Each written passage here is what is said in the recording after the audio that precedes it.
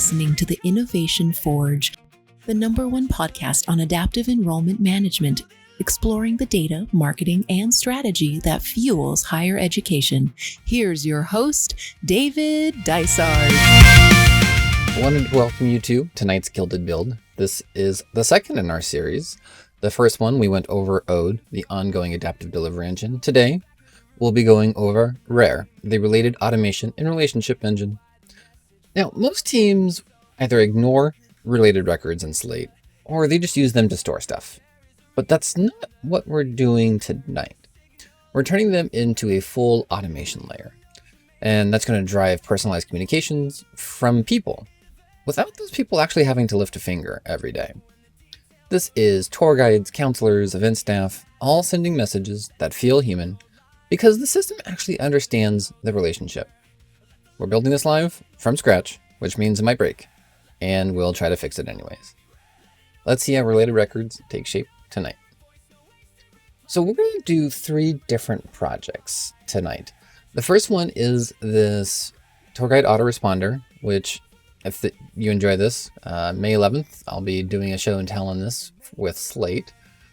So what this essentially is a data set of student workers, and we are using those tour guides and attaching them to our events.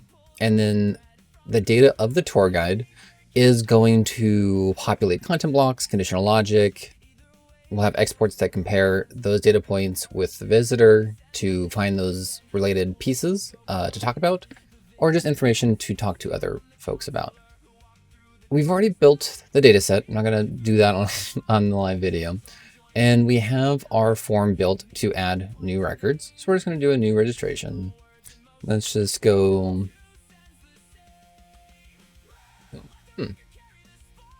Is this form? Why is this not taking my text? I don't know why that's read-only. Okay, see, already breaking stuff. Here we go. New registration. David major, we'll just do biology. Favorite class is accounting 101. And we're just going to go ahead and submit that.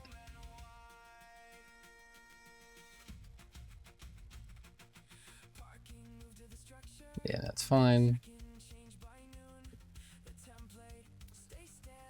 We also have our campus tour over here, and I have a couple of test records already added to it. And this is clean slate, so this is just whatever is populated in the missions showcase version of the clean slate. Then one of these students is going to match.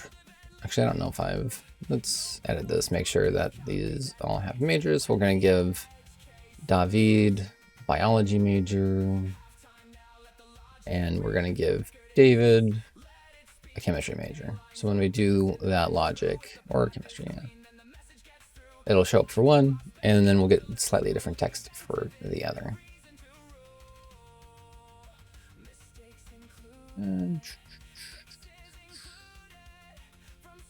So I've already started this tour guide autoresponder email here, and it's just Anvil Ridge University.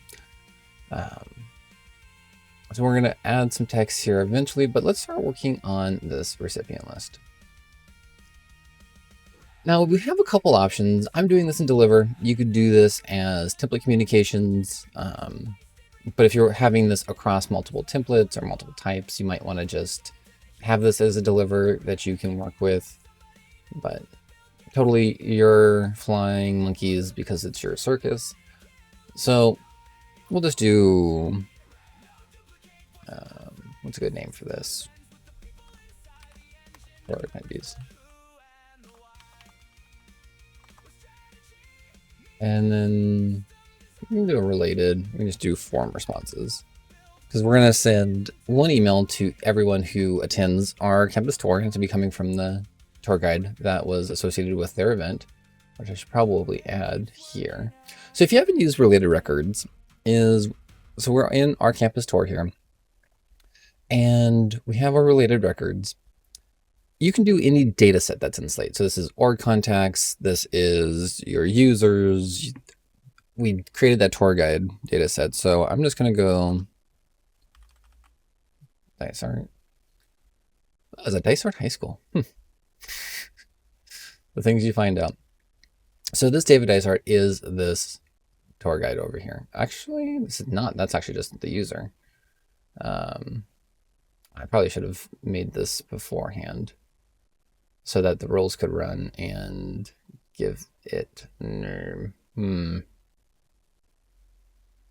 let's see.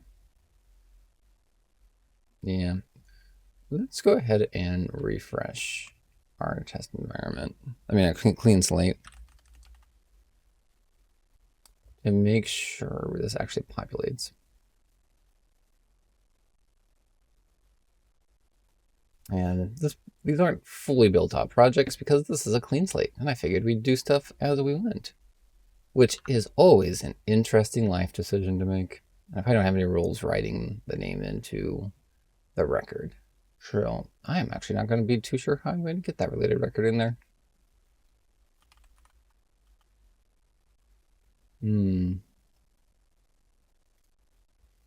Yeah, that's going to be tricky. Let's see.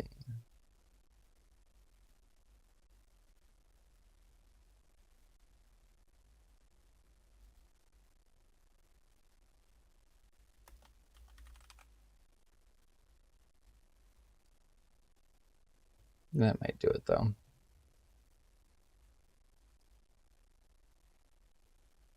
Let's see. Nope, it's still not popping up.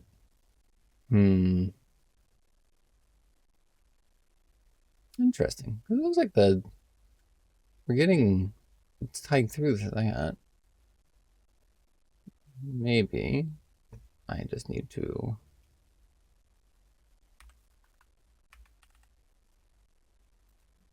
Maybe it is that record. It's just, I'm assuming it's my user account.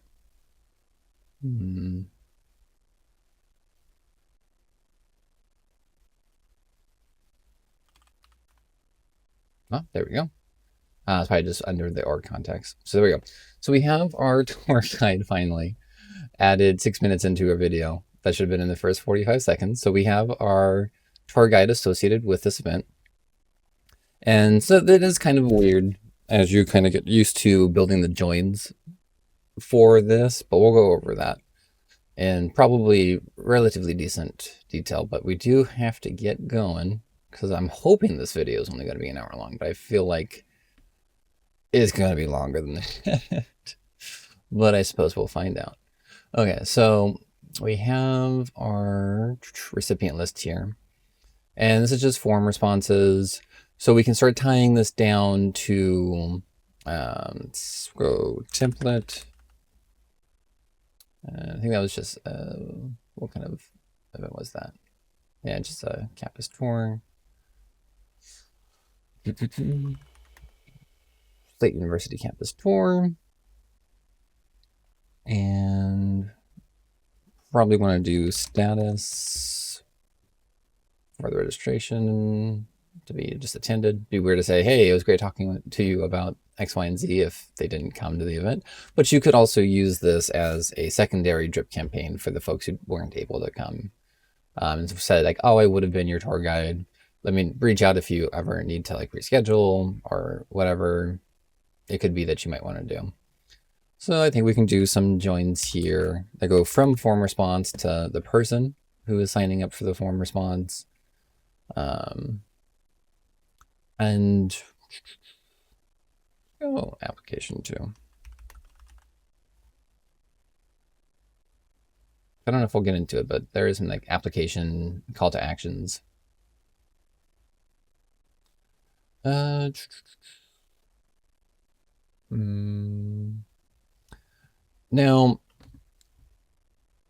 when we're doing a related record, we are going to join to that related record from the form, but we're also going to need to join to each data point separately that lives on that tour guide data set, which is a little bit more time consuming, unfortunately, but it it's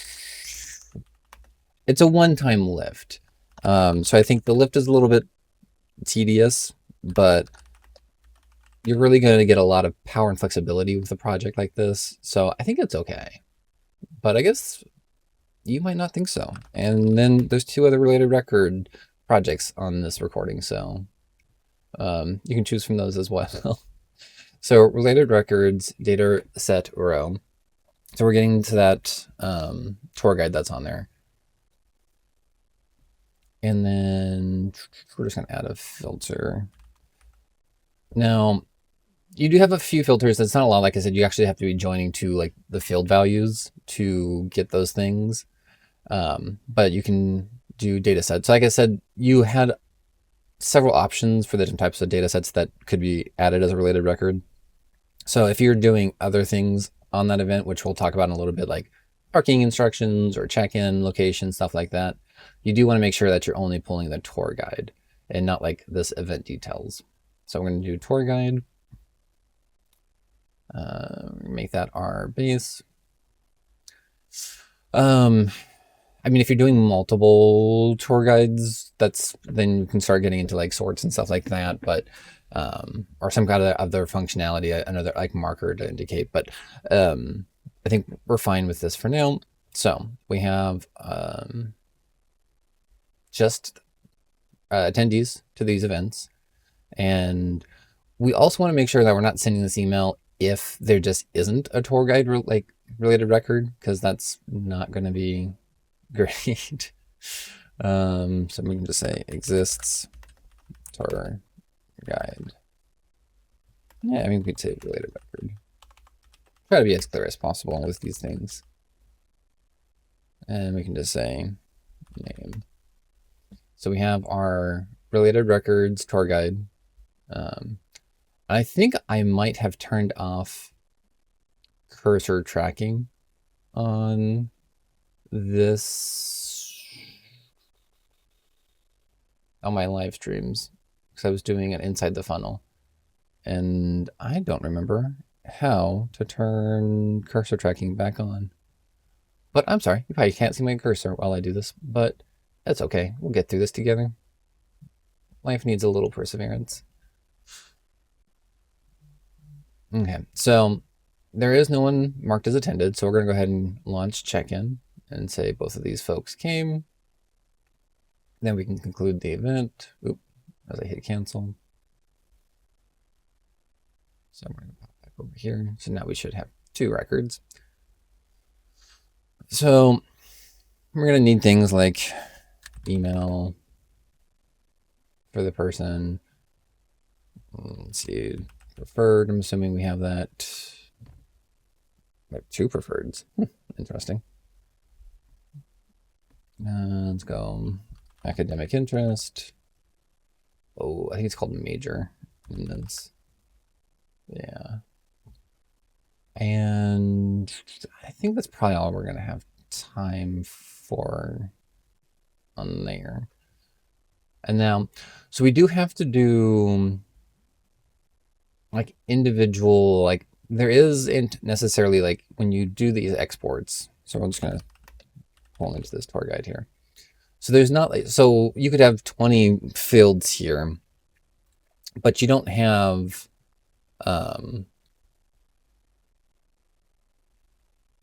those fields available here. So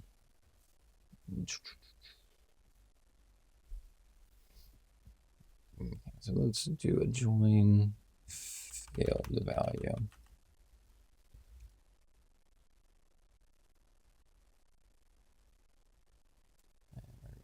Field value there, and then for our field value ID. Oh goodness, what were those field value ID names that we had over here?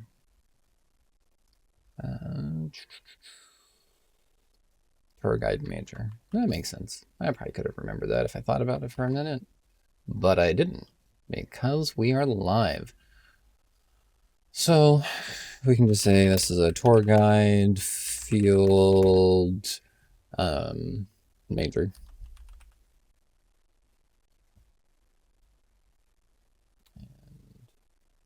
Yeah, we had favorite class too. Yeah, let's do favorite class.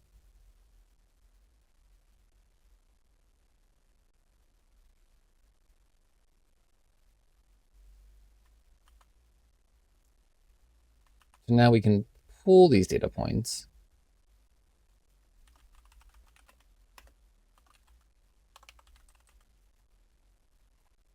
into our exports up here and do additional like filters and comparison exports and things like that to actually have access to this data now.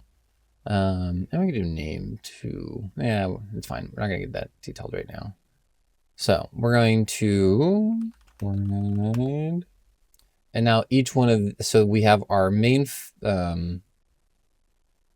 like actual tour guide here. And then we have our individual fields. So we can, I mean, what we want is the prompt value that exists inside of the field. So we can just add those.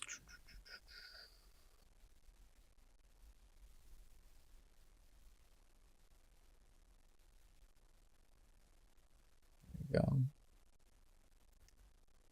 And then we do want to do at least one comparison, I think, just so we can filter off of if the student and the tour guide and the attendee of the tour have the same major. And we're going to just kind of write some logic, like some conditional logic, liquid looping. I always called it conditional logic, but liquid looping in our email to kind of display one paragraph versus the other based off of if it's the same or not. So we're just going to say this is the same majors. And we're going to do an existence export. So I like to do ones and zeros. You can do yes, no. Try to be consistent with whatever kind of like, whatever your policy practice is. Just hopefully everyone's on the same page of ones, zeros, yes, nos, or however your office kind of conceptually thinks of these existence exports, because it's nice to be able to write the same logic or like copy and paste logic across emails or content blocks, or just conceptually at a glance, just be able to get up to speed of what you're doing. If someone doesn't have that kind of framework that like a 1-0 is like a binary or a flag or a yes, no, it's not very intuitive, but it's nice. It's numeric. It's fewer characters on a yes, no, or a YN is the same number of characters. But again, my brain conceptually just thinks of it as like a 1-0. But try to keep it consistent across everyone in your office, across all projects, because that's going to just make everyone's life a lot easier. So I'm going to go major. So we have our person's major and we have our tour guide field major value. And we're just going to do that prompt value again. And the comparison is basically just saying if these two fields are the same, then they meet the filter criteria. If they're different, then they don't meet the filter criteria, and that means they does not exist. But since we do have one person out of our two who have the same majors, there is one matching row, and they'll get a 1. The person who does not have a matching major will get a 0. So we're just going to pop back over to the tour guide autoresponder, and we can edit this. And when it comes to the messaging, let's see, let me pull up what I did have written here. So I'm actually just going to copy and paste this because I think that's going to make this go a bit faster. And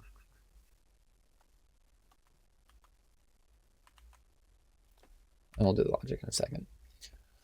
So I remember being in your shoes trying to picture what's studying, and then this is going to be a paragraph for the people with the same major, and we're just going to change this.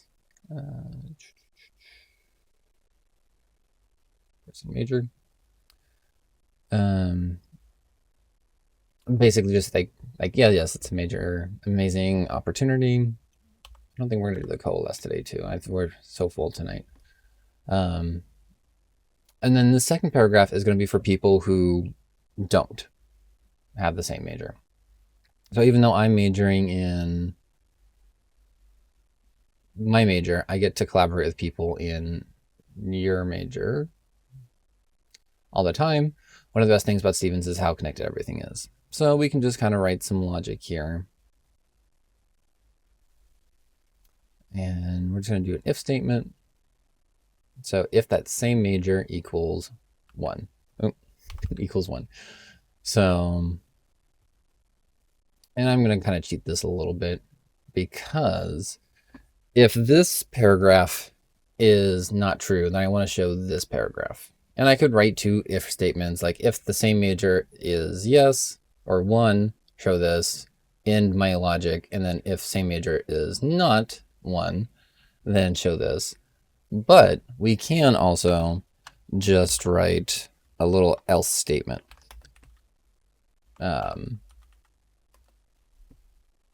you do like an else if you have like 2 or 3 conditions or criteria, but like they need to get one of these 2 paragraphs. So there's no need to necessarily write separate if statements. It's either this first paragraph or it's the second paragraph. So if this criteria is not met, then you're just going to show everybody this paragraph here. And like you might need like additional line breaks or however you're formatting your delivery here. So you can see I'm getting that second record right now because I'm majoring in biology. I collaborate with people in chemistry all the time. And you could make, again, like a third condition of like, oh, okay, these majors do collaborate or these majors don't. So we're going to get like a third paragraph. I feel like if I refresh this a few times, I should get somebody. Yeah, here we go. So, and then this is going to the person where they have the same majors. So we're just, and you could like, a content block and like link this, or you could have a translation code of like the biology URL. So people could click that and get like the biology page. Translation code is probably the easiest unless you have like a really standard boilerplate paragraph and you want to have like nice formatting that doesn't necessarily fit into your template, or you just have different types of URLs for different situations. But there's a lot you can do with this. I think that's probably enough to kind of work on this tour guide autoresponder. Like I said, May 11th, I'm doing a show and tell on this with Slate and a few other folks doing other things. So definitely join me for that. I think we can move on to our next project, which is going to be a post-high school visit autoresponder. And this one is specifically that we're going to work on is going to be sending to the organization contact. But again, you could do anything of a nice personalized responder to the people who showed up. It's a little more interesting if it's like a vendor who's going to send things to you later. And depending on when that actually gets through and when that catches and gets properly assigned to the event, you might want to write some kind of filters. It's not like 4 months later that, oh yeah, the data came over and didn't map, and then someone troubleshoot it 4 months later to fix it, and then all of a sudden your college fair kids are getting a random thanks, it was great seeing you last weekend email. So there is some nuance going with that, but yeah, so this is a post-high school visit autoresponder. We're just going to be sending this to an org contact.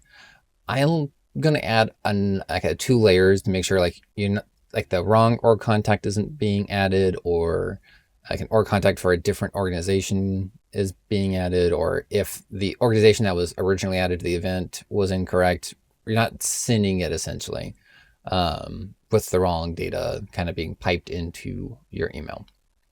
So, and then I don't necessarily need to go through that now. We can just do that later. So I'm just going to do CJ org contact to get counselors. And however you have your org contacts set up, or if you have a separate data set that kind of necessarily focuses on these pieces here, you can. So we're just going to choose our org contacts.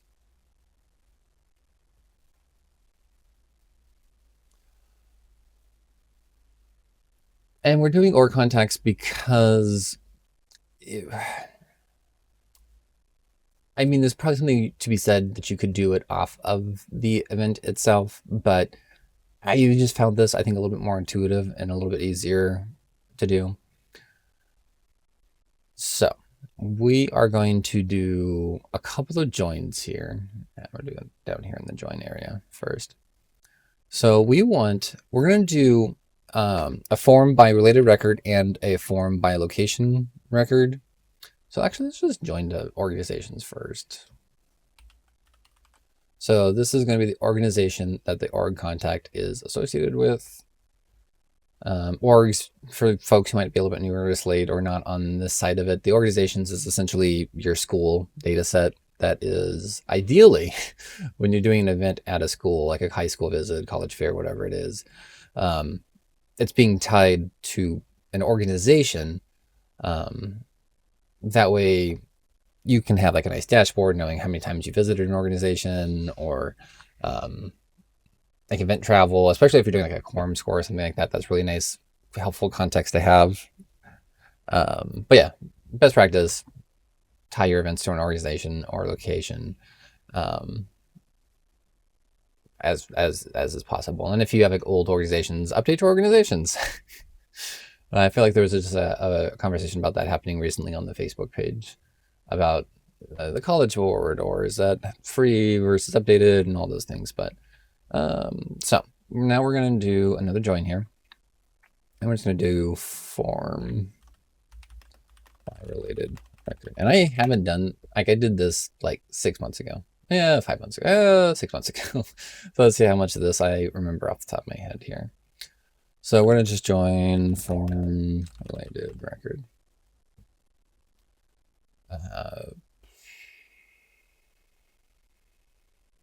Yeah, so it's org contact here, and it's location for the organization, I believe. Oh man, I probably should have like definitely refreshed myself on this.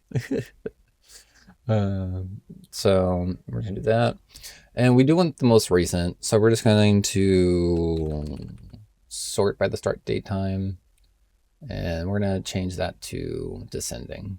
And the date time just formats itself nicely. So even if you have two events on the same day for some reason, not for this project probably, but it's something else, that'll work correctly.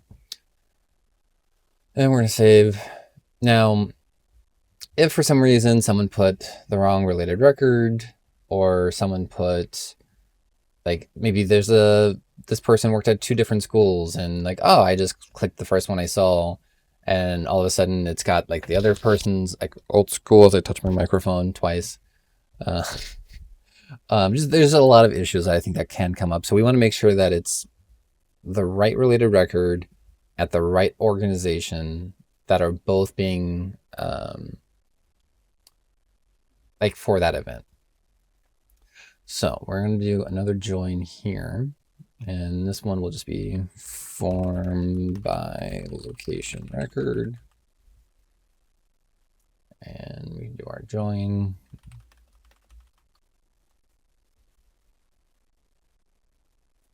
And then, yeah, this is where we're going to be joining from the organizations. And then we can just make our base that. And maybe we want our template to be high school.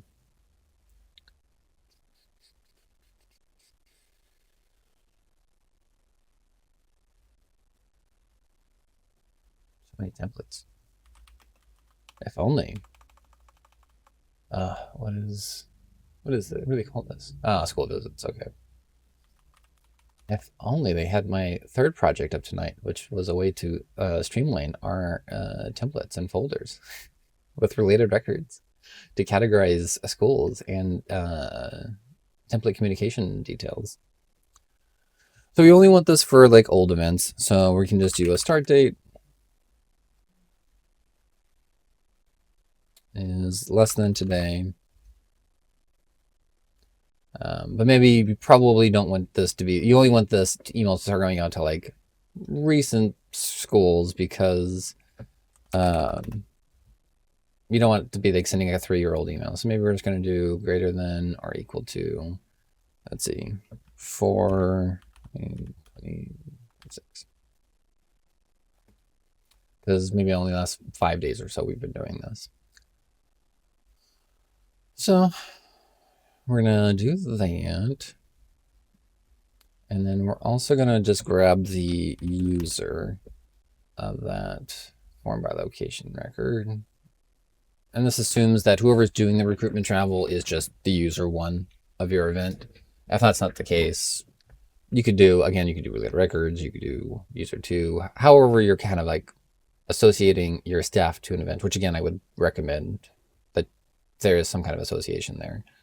I mean, you could do like, have the like territory staff assigned through translation codes. You could do it like that as well to kind of get an idea of like who would be associated with that event under the current rules.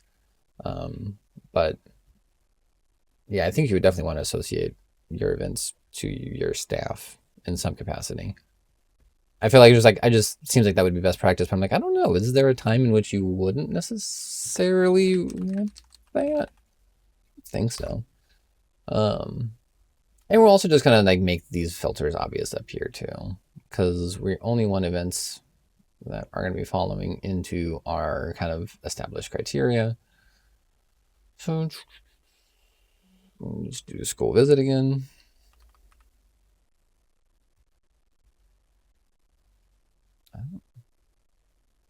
Do I not have? I probably don't have someone in this yet, do I? I think I did this beforehand. Leonard Aidtab. So pitch for my Inside the Funnel sports show that I do now with Ledger-born analyst Leonard Aidtab. Check out the Innovation Forge podcast on YouTube. It's ridiculous, but it's fun. So now that should probably pop somebody up. Oh, it doesn't.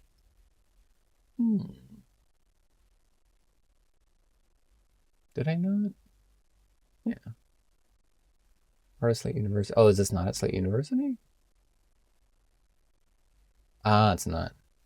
This was just a random event that was in Clean Slate. So what do I get for doing like half the prep work of these live trainings that I'm doing? No, I don't want to save that address. Okay, now that's still not pulling up anybody. Interesting. Yeah, here's my org contact. Part of Slate University. Oh, probably because this is too new. Oh no. Oh yeah. Let's do 424. And pop that in time also to 424. So now let's meeting those criteria. Okay, there we go.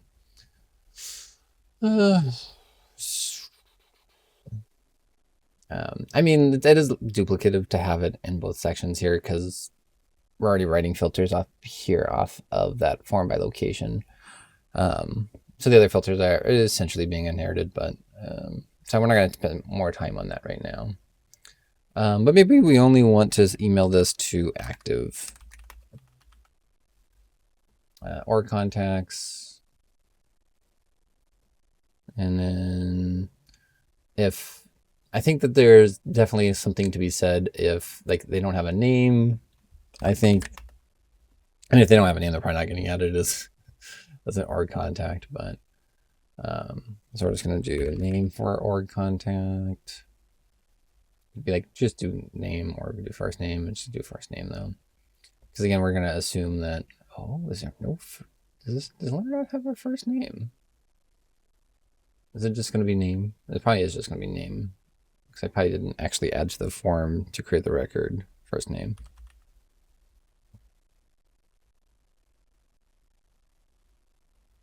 Yeah. And then same thing, definitely need like an email to exist. So I'm just going to make a copy of this. I don't remember if I gave him an email address though, so that might also pop him out of being eligible. Oh no, he has an email.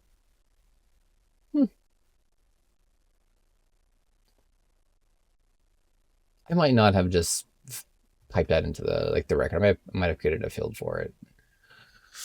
But like generally speaking, it's nice to have like a name in email, because if it doesn't have like an email, it's just going to skip the send, which I don't know if that affects deliverability or not.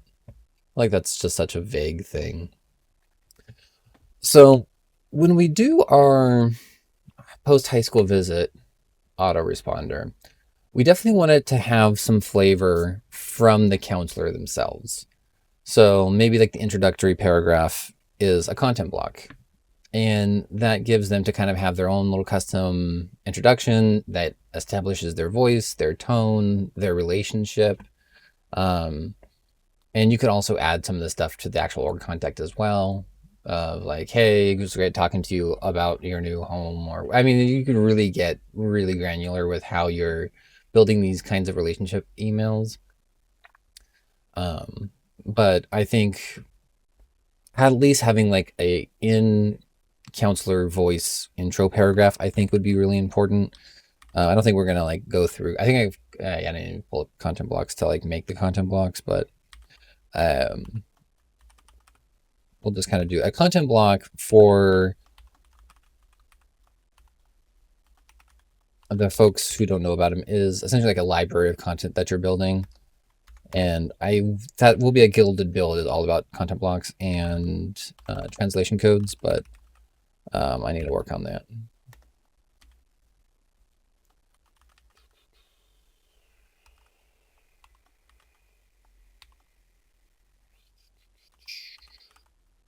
Should work on streamlining my names a little bit. I'm not usually a big deal because I'm not usually doing a live video of this. And for like folks who don't know, content blocks used to be called snippets, but they had the same name as another tool, so they changed the name to content blocks, which was helpful. But I'm getting better about not calling them content blocks, honestly. But I'm getting better at not calling them snippets and calling them content blocks. But I do still do it occasionally. So, oh, there we go. So this first one here is the name of the field. You could put that in like apostrophes to do like a static value, but we want this to be actually tied to this field. And what we're going to do here is going to concatenate, because our content block is going to be in a library of libraries, essentially. So the content block itself is going to have this as a basically just like a label or like a de facto sorting or organization layer. And then form user, just because again, that's how we're associating our staff member who did the travel with this particular event. So we're just going to copy that again. And this is just going to be static content. And then we're going to user full name. And when we create our content block, the name of the particular content block will just be this prefix for everybody. And then you'll just make one for like David Dysart, David Dysart, whoever your staff are. So again, it is very much beholden to you to make sure that content is updated, and you can do some additional filters, but like, I don't know, every like additional like check also can backfire with you. So we're just going to do that. So that's just going to concatenate whoever the form user is with this kind of labeling structure from the content block.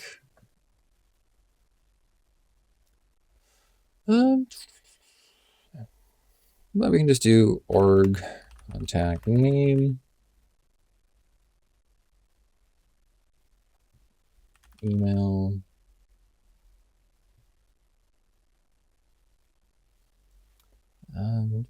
what more do we actually really need?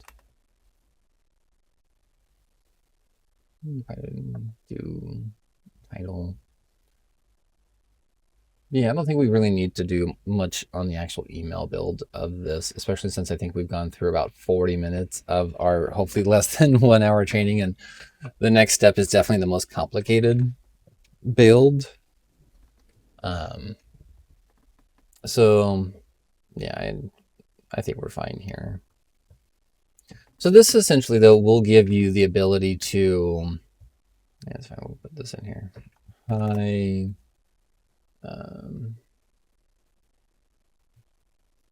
This just gives you the ability to have like a really customized, like a nice personal touch on these emails. And then whatever your kind of standard boilerplate is. Here's the view book. And one thing I do want to do is, that's another good Gilded Build, I think, is piping in like, oh, you could do a thing like, oh, our admit rate is, say, 10%. Our admit rate from your school is 25%, or whatever it is, that there's these interesting nuances we can pull with independent subqueries, or if you're just like writing these, you can. And like, if that is like a really good point, or like we admitted 3 students from your school last year, but only show that kind of content to folks who that's relevant for. It's like an impressive or a feather in the cap for that school. Or all 4 of your admitted students deposited last year. And then you could set up some rules or some content blocks around that. I think that's another good, I think that's a whole separate Gilded Build. So I'm going to stop talking about that now and make sure we have some time for our next piece here. Event details. So this came about through a friction point, which was we have templates, but we also use a single template across multiple types of events. We already have a ton of templates. We already have too many templates. We need to consolidate those. But each event had event-specific instructions, or a thing to download, or an app, or parking instructions, or check-in instructions, or we needed special instructions if they registered for, and this is going to be for an umbrella event. So there's going to be kind of these tributary events that can be modifiers like, oh, if you come to the 10 a.m. campus tour, you park and check in these locations. If you come to the 1 p.m., you park and check in into these locations. Or, hey, it snowed, we're going to add a related record to this event to trigger an email and to say, hey, school is canceled because of this reason.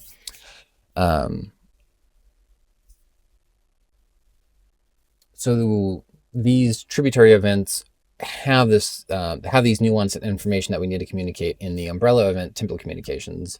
Or it's just like, hey, the admitted student Friday this week has specific instructions. The one next week has other instructions. So we have to make sure we're updating the lead up of those communications. Like, it's Tuesday, I got to go change the template communications before next Tuesday, or else they're going to get the last event's information.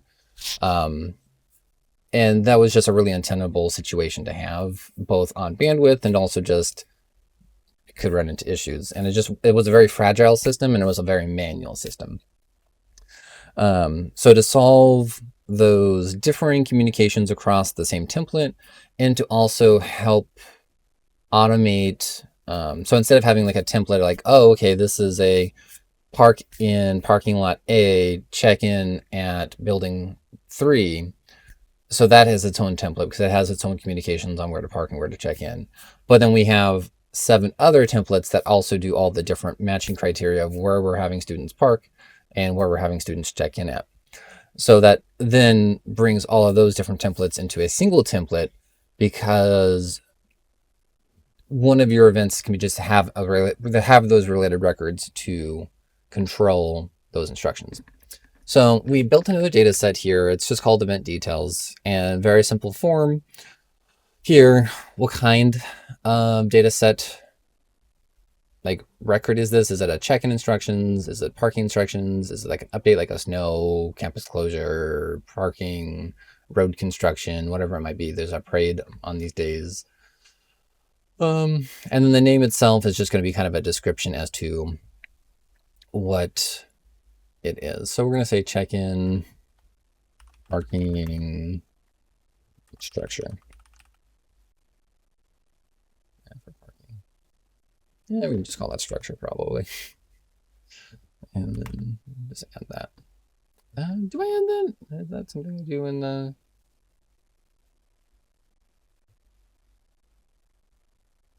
actual name of it? Or is that something I have? No, that's something I have.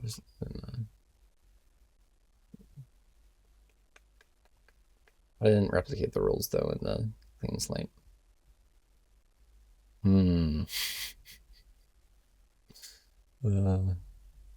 Yeah, I don't do the colon in the actual live instance, so we're just gonna do that.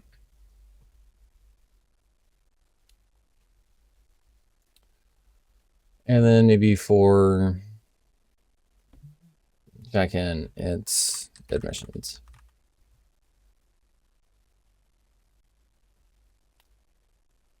So we have our campus event here, our campus visit. So this is our umbrella event. So if a student is coming to campus, they don't sign up for like the campus tour and the information session and the interview and all these different pieces. They sign up through the campus visit and they use related event widgets to sign up for the individual things that they're interested in at the individual times that they're interested in coming. So again, we're just going to add these related. So let's go parking. I need to refresh my environment, refresh my configurable joins again.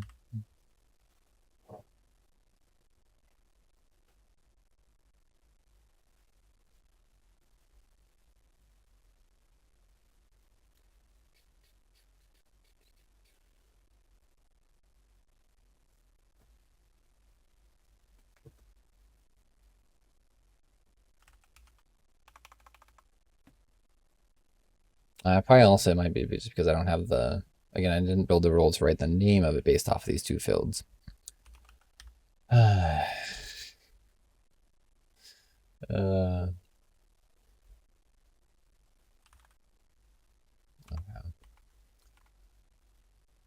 so this isn't how you'd build the form necessarily, but because I didn't think about having to build the rules to write the name of this, so we're just going to build a workaround real quick. I like having the type check-in as a option buttons though. So that means you're never going to get someone who like mistypes parking or says park instead of parking, or doesn't do the dash for the check-in. So I think you really do need that formalized, really rigid, structured naming convention. But for right now, because this just needs to work,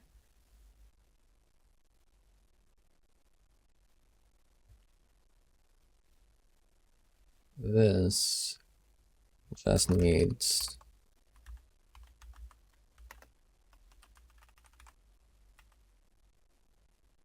I just need the actual record name.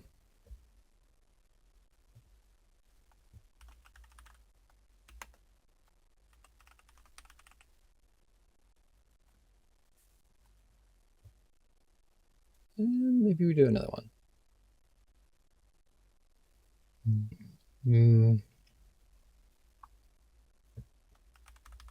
Like a running tour.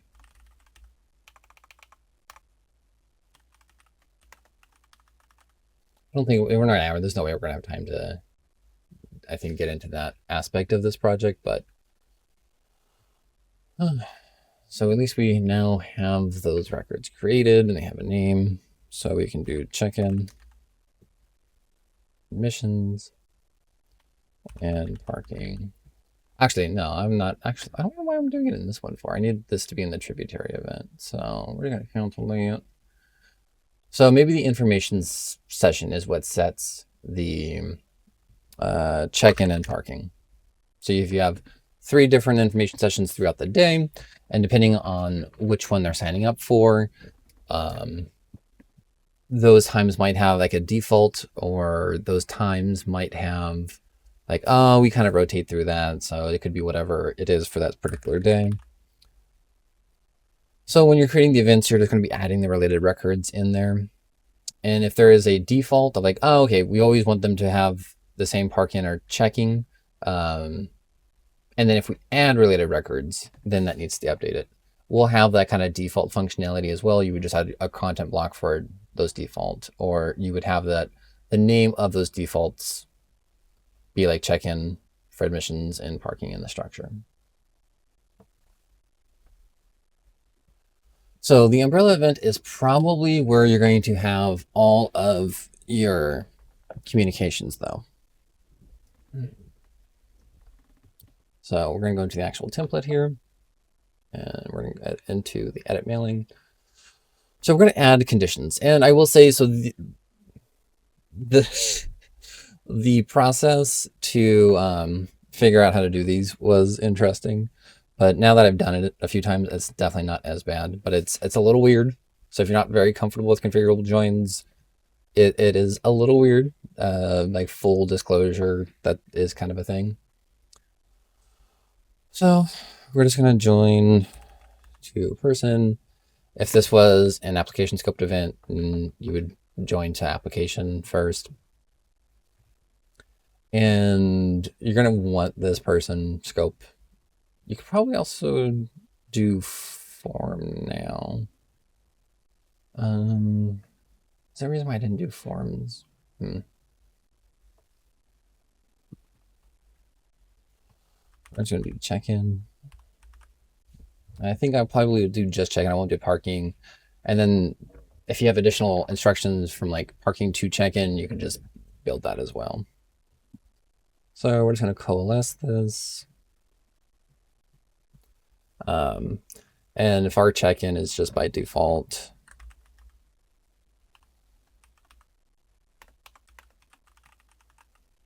that way, if there is no related record for it, then we're just going to get our default.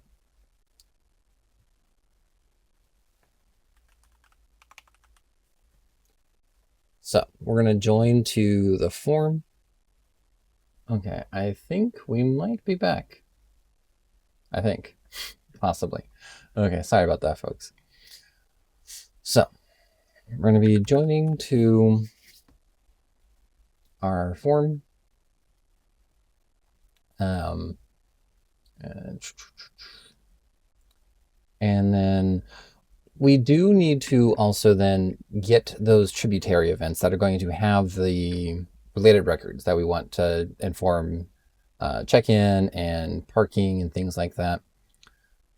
So we do basically just need to get the event that is in the correct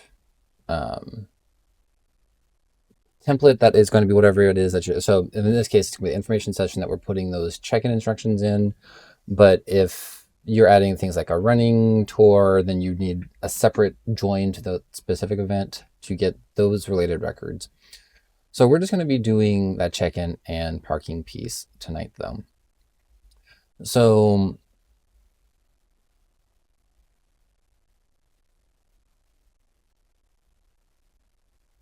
we're just going to do another join because this is where that person join comes in. And just say info session. And we're going to do a join form response from the person. We're not doing it to the join, because the form response joined to a form. We're not joining back to a form response. We're doing the form response from the person. So they signed up for that information session through the related event widget of this template. You could do just all events and forms. It's just a little bit easier to kind of migrate these. So we're just do form response, and you're going to have multiple form responses in your configurable joins data. So we're just going to say this subquery, so we know exactly when we're looking at the data table, it doesn't mush these two form response data tables into one. It has a separate name, so it has a descriptive name as well. And we're just going to say that the actual base itself is going to be that. And then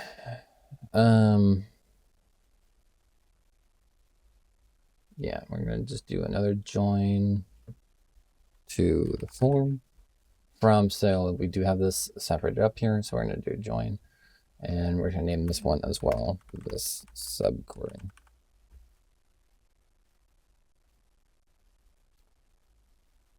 And then we want to make sure that we're getting the proper template.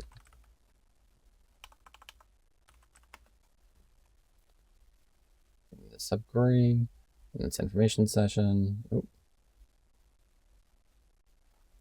And then the student could, in theory, be registered for 2 across different days.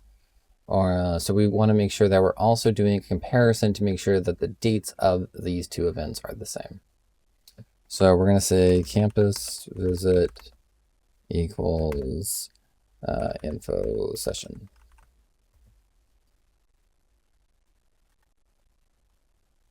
And we're just going to change the comparison. And we're just do start for our 2 forms. Now, chances are they're not going to have actually the same time. So we want to make sure that the dates themselves are the same. And it's always nice to update the name of your export to specify that these are just dates and not date times. So to pull information from an information session, it has to be an information session template, and it has to be the same day of the event that we're sending this email out for. And now we can pull information from that event. And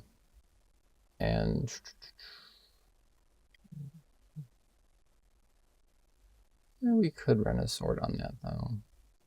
Yeah, definitely need to run a sort on that. Because if they do have multiple, then you're going to want the most recent.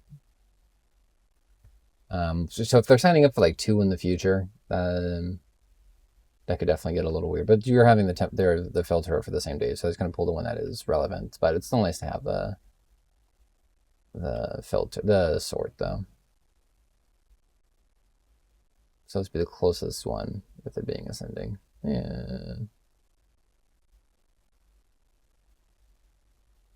We just added start date. It's just greater than or equal to today. Okay. So I'm gonna save this. Oh, I can't save this. I need to run stuff. Okay, hopefully I don't like hit escape or something or knock out of this. So we have our information session, and we're gonna add another join. I'm just going to get the form of that information session response.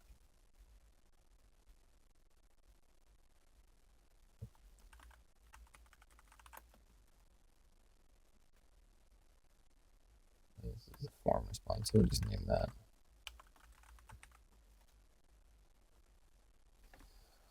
So we are reaching out to the information session that was, if they signed up for one through this event, basically that one. And now we also need to join to the related records that are associated with that information session. So we're going to do another subquery join here. And we're just going to call this related record data set row info check-in. And I'm just going to join related records dataset row. And we're going to do that to the information session, not the form that not the umbrella that we're sending the communication out for, but that information session that's going to have those related records that inform things like this. So, so we're going to join to that. And make that our base. And again, you can have limited filters. So we're going to do a partial match because the event might have multiple related records to it. So we just want the related record that is check-in. Did I use a capitalized on that? I did use a capitalized, okay. So if you have multiple check-ins, that would be weird and could cause issues, but that would cause issues no matter what. So we have our check-in here, and we're going to save. And we also want, we'll add our, yeah, we're not going to add parking. You can add parking if you want to just kind of make a copy of this, or if, again, you want to have that check-in parking crosstab of instructions, which is helpful if you have a large campus or complicated, like this is how you get from this parking to this check-in, but we're not gonna do that right now. We just want this check-in name.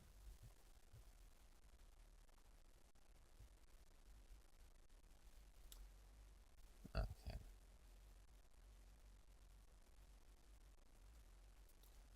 And so this gets you that check-in piece.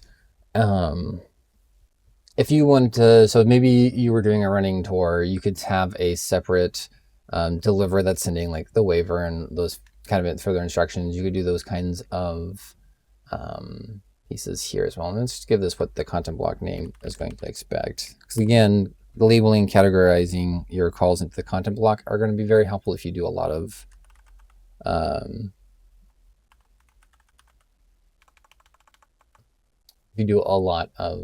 these kinds of content block strategies. So now anytime a student uses your umbrella event to sign up for an event, and if you have like an information session at 10 a.m., you're adding the check-in is admissions, but maybe you change that. So now check-in is going to be at your rec center or whatever it is. Then the next time they get that 24-hour reminder, or if you want to send an email blast, you are just automatically going to use that updated check-in, or if you have rotating check-ins throughout the day or parkings, it's always just going to be updated based off of what the person signed up for. So if you have 3 information sessions, they all have different parking instructions. Whatever related records you're adding to those individual information sessions is going to drive their content here. And we can just save that if we wanted to edit the message.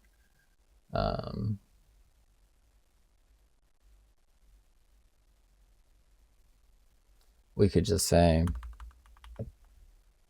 check in. And then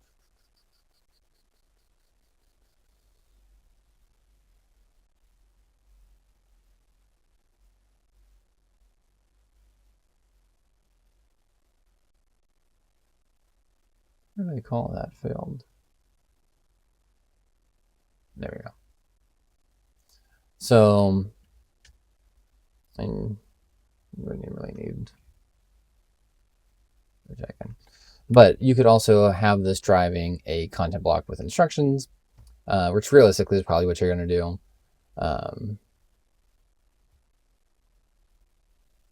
But yeah, so yeah, there's some options here that you could do this with. But I think this is very helpful. So you get your park-in, check-in, you get those individualized, tailored, like I said, if you're asking students to download an application or directing them to download a PDF that's a URL on your website, you have the flexibility of adding these related records to those individual events that then drive your tailored communications and your template comms. So these are 3 different ways to use related records on events that allow you to have that really human-centered, student-centered touch to be able to communicate to students in a way that is focused on their experience, but doesn't require a ton of manual emails and a ton of manual work on the day-to-day from the staff side to really be able to curate and generate those emails. And there's a lot of kind of branches off of these projects that you can continue to work on. This was a pretty bare bones sprint through these 3, and it still took me over an hour. That little pause notwithstanding, I think it still would have been over an hour. But thank you so much for joining me on the second Gilded Build. I really appreciate you joining me on, whether it's these training videos or the ForgeWorks Grimoire Tarot trainings for Slate, or the Workbench walkthroughs, or the other stuff for the podcast, the Innovation Forge with Inside the Funnel, or the interviews, or the Forge Bellows, or the OR reports. I have had so much fun putting together different types of content, the Fieldsmith Register, the comic books, the books that I've written. And if any of those are resonating with you, please let me know as I kind of continue throwing the spaghetti at the wall to see what kind of sticks with the audience and what folks are liking. But yeah, if you liked this Gilded Build, if you want more trainings like this, let me know. Let me know what you would want them on. I have a few already kind of in the works that I want to get to, time permitting. But thank you for joining me. Come back next time to see what else is in the Gilded Build. Have a great night. And welcome to the Blueprint Breakdown, where we take our training that we just went through and break down the practical, tactical takeaways. Number 1, the related records should act like logic, not storage. The core move here is simple. Stop treating related records as a place to park extra data. Use them as the relationship layer that tells Slate who is connected to what, why that connection matters, and what message should happen because of it. In this build, the tour guide is attached to the event. Then the guide's data shapes the follow-up email. That turns a basic attendance message into something that feels like it came from the actual person who led the visit. The practical takeaway here is when you add a related record, ask what decision that relationship should drive. Is it the sender, voice, timing, content, instructions, eligibility? All of those can come from the relationship. 2, personalization scales when the system knows the sender. Most personalization strategies focus on the recipient. This training flips that. The sender matters too. A prospect hearing from the actual tour guide or a high school contact hearing from the counselor who visited creates a different kind of message. It feels specific because it is specific. The system is using the relationship that already happened. The practical takeaway. Build messages around real staff or student connections. Let the system determine who sends the message instead of forcing staff to manually follow up every time. 3, consistent structure makes advanced logic possible. The build depends on clean naming, stable datasets, and clear field values, and of course, predictable flags like zeros and ones. That structure makes the logic easier to copy, troubleshoot, and reuse. The training also makes the trade-off clear. Joining to each field value can feel tedious. That setup work pays off because it creates repeatable control over content, filters, comparisons, and conditional messaging. The practical takeaway. Before scaling related record automation, standardize the boring parts. Dataset names, field names, content block naming, binary flags, template labels need a pattern. Without that, the build becomes fragile fast. 4, dynamic content beats duplicate templates. The event details example is the clearest operational win. Instead of creating separate templates for every parking location, check-in location, event type, or special instruction, the event can carry the details as a related record. That means one template can flex across many event setups. Parking changes, check-in moves, weather updates, special downloads, and related event instructions can all flow through the same communication structure. Practical takeaway. Do not create a new template every time the detail changes. Create a stable template, and then let the related records and content blocks control the variable parts. 5, good systems are built for messy reality. The training repeatedly checks for edge cases. What happens if there are no tour guides? What happens if the wrong school contact is challenged? What happens if an old event gets fixed months later and suddenly qualifies for an email? What happens when a student registers for multiple related events? That is the difference between a clever build and a reliable system. The goal is not just to make an email send. The goal is to make the email send only when it should, with the right voice, the right relationship, and the right context. Practical takeaway. Build your filters like the system will be used by tired people on busy days. Require the relationship to exist, match the right event date, check the right organization, limit old sends, and sort when more than one record could qualify. Closing line. Rare is not about making Slate more complex. It's about making the right relationship do more work. Related records carry the structure, configurable joins carries the context, and conditional content carries the voice. The communications can feel human without requiring constant manual effort. And that's today's Gilded Build. I'll see you next time. And remember to strike true.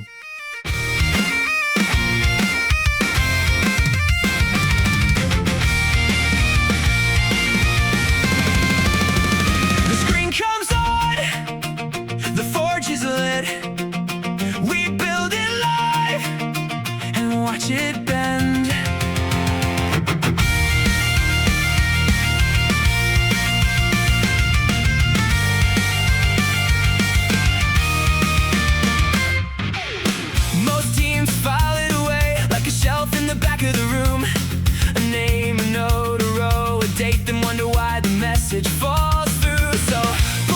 record close. Let the hidden wires show. There is a reason in the relation. There is a signal in the flow. A guy who knows your major, a counselor tied to the room. An event that changes its answer. When the details move, we are done copying shadows, done sending the same code line. Let the system know the sender. Let the logic find the why. Let the record carry the spark. Let it know who stood where in the dark. No generic voice, no wasted reply. The engine remembers the who and the why. From the joint to the human tone, make it feel like somebody knows. When the build gets heavy and the pressure climbs, we forge the message and make it alive. Tour guide says, I was there once trying to picture a future out loud. Biology, chemistry, housing, home. Pull the right thread from the crowd. Same major gets the mirror, new major gets the bridge. Either way, the note still lands like a person really sent it. Then high school halls go quiet. The visit closes down. The counselor who walked through the door still gets to speak through the sound. Joins on joins in the late night. Names that point to names. Conditional words in motion. No two sends the same. Let the record carry the spark. Let it know who stood where in the dark. No generic voice, no wasted reply. The engine remembers the who and the why. From the joint to the human tone, make it feel like somebody knows. When the build gets heavy and the pressure climbs, we forge the message and make it alive.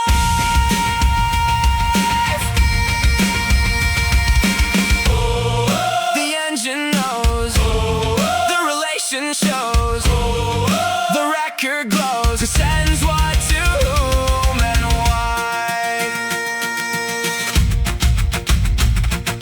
Parking moved to the structure. Check-in changed by noon. The template stay standing. The details retune.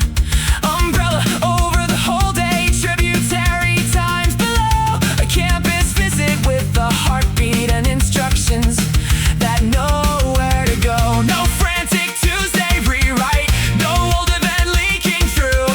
No brittle stack of copies that breaks when the edge case moves. Halftime now, let the logic breathe. If the record exists, let it speak. If the day lines up, if the sender is true, if the path is clean, then the message gets through. Guide to prospect, counselor to school, event to visit, a reason to rule. Mistakes included, fixes included, from scratch in the open, until the wire runs clean.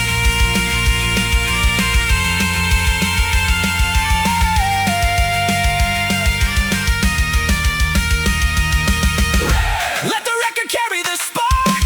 Let it know who stood where in the dark. No generic voice, no wasted reply. The engine remembers the who and the why. From the joint to the human tone, make it feel like somebody knows. When the build gets heavy and the pressure climbs, we forge the message and make it alone. No manual follow-up chain, no duplicate voice in the frame. The system bends with the people inside. The engine remembers the who and the why. Where strategy meets the system design, where the rough build turns into the line. The forge goes quiet, the records remain. Rare keeps working after the flame.